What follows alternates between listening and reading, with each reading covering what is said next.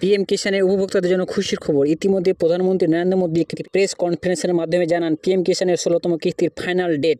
তো কারা কারা পিএম কিষানের 16তম কিস্তির টাকা পাবে এবং কারা কারা পাবে না এবং পিএম কিষানের 16তম কিস্তির টাকা কবে দেবে সব কিছু এই ভিডিওতে আলোচনা করব। তো অবশ্যই আপনার সঙ্গে থেকে চ্যানেলটিকে সাবস্ক্রাইব করুন।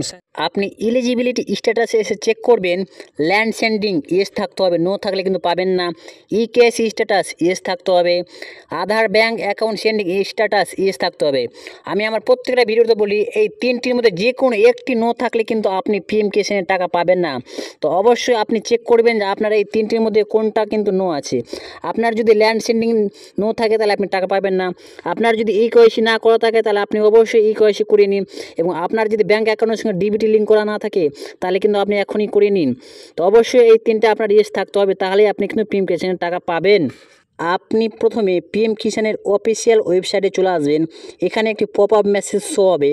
এই মেসেজে লেখা আছে মোदी सरकार की गारंटी, किसानों को हर साल 6,000 पीएम किसान सम्मान निधि योजना, 5 साल बेमिसाल 2.80 लाख करोड़ से अधिक की धनराशि 11 करोड़ से अधिक लाभार्थी किसानों के हस्तांतरित।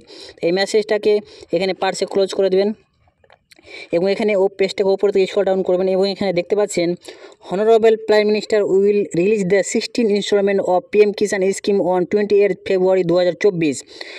প্রধানমন্ত্রী শ্রী নরেন্দ্র মোদী 16তম কিস্তির টাকা ফেব্রুয়ারি মাসের 28 তারিখে দেবেন।